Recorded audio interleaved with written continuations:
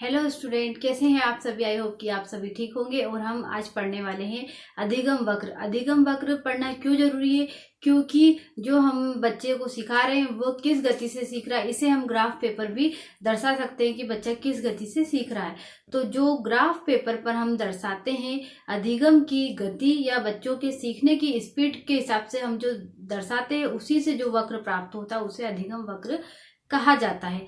तो आइए हम देखते हैं अधिगम वक्र कितने प्रकार के होते हैं। तो सबसे पहले हम देखेंगे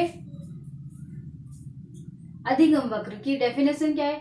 सीखने की मात्रा, गति और उन्नति को व्यक्त करता है। अधिगम वक्र क्या क्या दर्शाता है? अधिगम वक्र दर्शाता है कि बच्चा कितनी मात्रा में सीख रहा है, किस स्पीड से सीख रहा है और उसने कितनी प्रोग्रेस की है। इन सब चीजों को ग्राफ पेपर पर हम दर्शा सकते हैं। तो इसी से जो वक्र प्राप्त होता है उसे अधिगम वक्र कहा जाता है। अधिगम वक्र 4 प्रकार के होते हैं। अधिगम वक्र 4 प्रकार के होते हैं। सकारात्मक, नकारात्मक, सरल रेखीय और मिश्रित 4 प्रकार के माने जाते हैं। लेकिन एक 5वां प्रकार भी होता है जिसे जीरो कर्व या शून्य त्वरित वक्र भी कहा जाता है। शून्य त्वरित क्यों कहा जाता है, जीरो कर्व क्यों कहा जाता है? क्योंकि यहाँ पर कोई गति ही नहीं होती है। ठीक है, इसमें कुछ भी चेंज नहीं होता है, इसलिए इसे जीरो कर्व कहा जाता है। तो चलिए हम देखते हैं। पहला है नकारात्मक या कॉन्वेक्स कर्व। नकारात्मक या कॉन्वेक्स कर्व जिसे कि ऋणात्मक त्वरण वक्र भी कहा जाता है। ऋणात्मक त्वरण वक्र भी कहा जाता है। इसमें क्या होता है, इसमें पहले जो सीखने की गति होती है वो तीव्र होती है। पहले बच्चा तेज स्पीड में सीखता है या जल्दी सीखता है। हम कहते हैं ना बचपन में कि बच्चा बहुत अच्छा है, बहुत जल्दी सीख रहा है, लेकिन वो जैसे जैसे बड़ा होता जाता है उसके सीखने की गति कम होती जाती है। क्यों? क्योंकि वहां पर ये वक्र बनता है नकारात्मक वक्र। पहले स्पीड अधिक है, बाद में स्पीड कम होती जा रही है। ये हो गया हमारा नकारात्मक वक्र या कॉन्वेक्स कर्व। ठीक है, इसके बाद आता है अगला है हमारा सकारात्मक या कॉनकेव कर्व जिसे धनात्मक वर्धमान निष्पादन वक्र भी कहा जाता है। इसमें क्या होता है, इसमें पहले गति कम होती है, बाद में गति बढ़ जाती है। ठीक है, कुछ बच्चे होते हैं कि जब वो स्कूल जाना शुरू करते हैं प्रारंभ में तो वे बहुत धीमी गति से सीखते हैं। सभी कहते हैं कि बच्चा बहुत धीमी गति से सीखता है, पढ़ता नहीं है। लेकिन कुछ समय के बाद क्या होता है कि उसकी स्पीड बढ़ जाती है, वो सब चीजों को जल्दी कवर करने लगता है, जल्दी से सब चीजें सीख लेता है।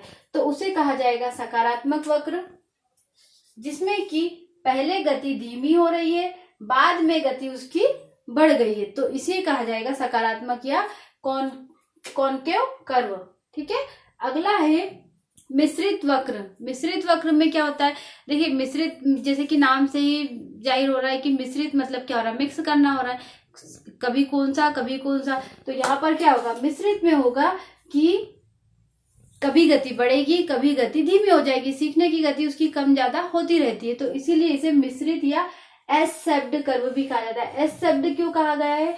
क्योंकि यहाँ पर जो गति कम ज्यादा हो रही है उसके कारण यहाँ जो शेप बनेगा वो ग्राफ पेपर पर वह एस के शेप में बनेगा। ऐसा लगेगा कि जैसे एस बना हुआ है। तो इसीलिए इसे एस शेप्ड कर्व या मिश्रित कर्व भी कहा जाता है या कॉम्बिनेशन कर्व भी कहा जाता है। इसमें कभी धीमी गति होती है, फिर तेज गति होती है, फिर धीमी होती है, इस तरह से गति कम ज्यादा होती रहती है।